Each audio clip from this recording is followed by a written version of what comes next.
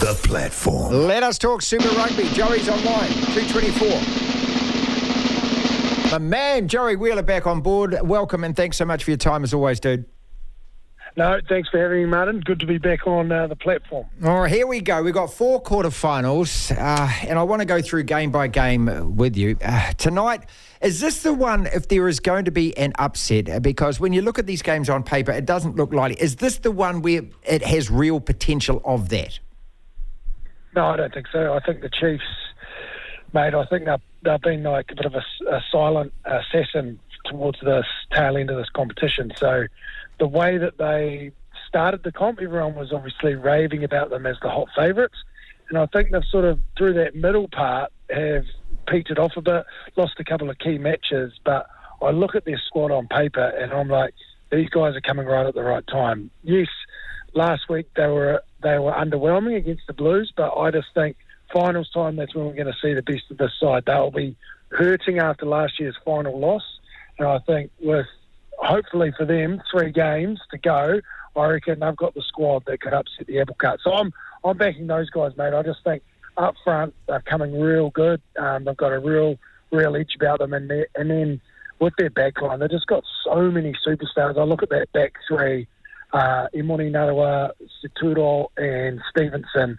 Man, those guys can light it up from everywhere. So, look, I think they're a hot favourite, especially at home, mate. I agree partly and I don't agree partly, and I'll just explain why. The last couple of games they've played, they lost to the Hurricanes at home, and that was, I think, a disputable penalty when Jacobson was flapping like a salmon on a riverbank and couldn't get out of the ruck, okay? And then they lost to the Blues, and they lost handsomely to the Blues. They scored 2 late tries, sure. And I agree with you on the fact that, look, on paper, this side is a side that all of us thought, they would go one better than they did last year. And we've been waiting for them to kick into gear. Now, Joey, the other point I want to make quickly is just simply that last year they could beat you 2 different ways. They could blow you off the park, as you say, with just, extreme running rugby, and they were bruising up front as well. But we haven't seen a combination of that, really effectively from them all year. So you're saying, look out, now it's going to happen.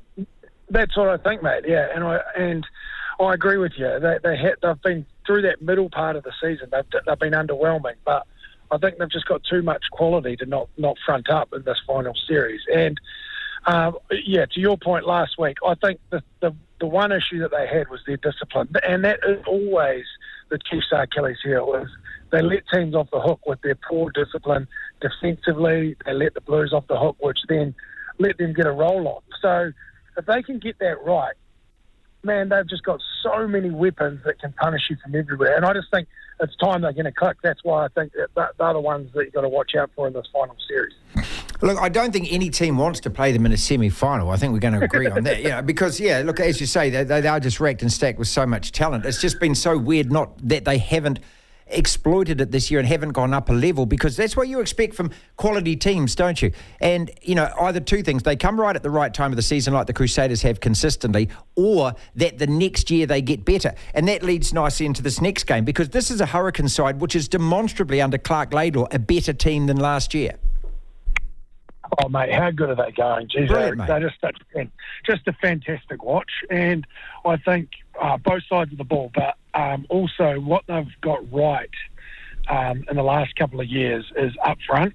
The Hurricanes of old were guilty of probably having a not as powerful up front. Their scrum, their set piece was vulnerable at times, and probably guilty of being a little bit individualistic. But, man, this year they have got all their ducks in a row. I think Jamie McIntosh has done a fantastic job with that forward pack, and they are playing with some real steel. And we've always known they've had talented loose forwards, but it's the brutality of that loose forward trio. Whatever that loose forward trio looks like, Marty, they have got an embarrassment of riches in that back 3 for their forward pack, and how they have played on both sides of the ball carrying ability, offloading ability, whether it's in the wide channels, whether it's through the middle. They have been outstanding on both sides of the ball. But it's the type 5 for me where the most movement in terms of the growth of this team has happened.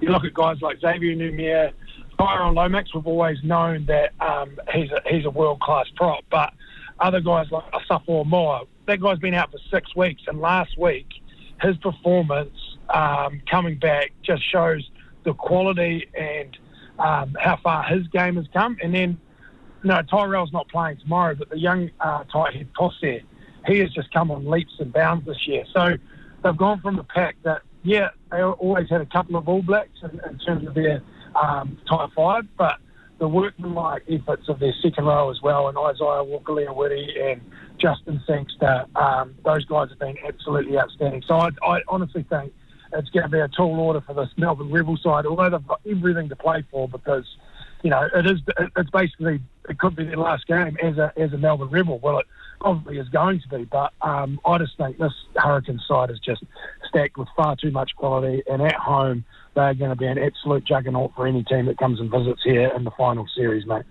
Joe Wheeler in Wellington for that match for Sky Sports. 65 games for the Highlanders and 5 for the Māori All Blacks. And I think all of us have a little pang there for the Rebels and just the emotionalness of what they're going to go through and everything else. But yeah, you're right. I mean, the Hurricanes, and we get on to the Blues next, are two teams that have set this comp alight because they played the best rugby. They played the most consistent rugby. And so it's just so difficult, isn't it, to see anything other than the number 1 and 2 seeds romping through. And that's no disrespect to the Fijian Drua. But look, what they've got to somehow find is the recipe they've got at home where they're inspired, where they seem to grow another leg, especially at Lautoka in the afternoon with the conditions and everything else. They got to learn to do that away from home. There's probably no tougher place to try and win it, than Eden Park. I mean, it is a fortress for the All Blacks, for the Blues. And I just can't see them, if the Blues had have won, last week to get that number 1 spot, I would have thought, maybe there was a bit of complacency there. But I think that's the sting they needed, Joey. And that's why I think the Drua will be made to pay this weekend.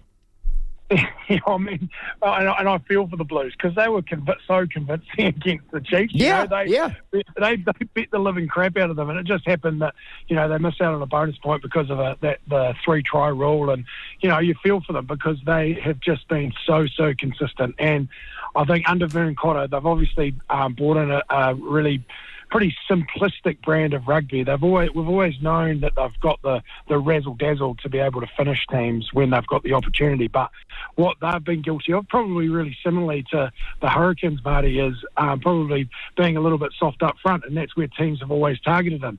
Like I look at the Crusaders over the years, like when they've got into the 22, you're always going, here they go again. Mm-hmm. They're just going to go through the front door of this Blues team, and eventually they will crack.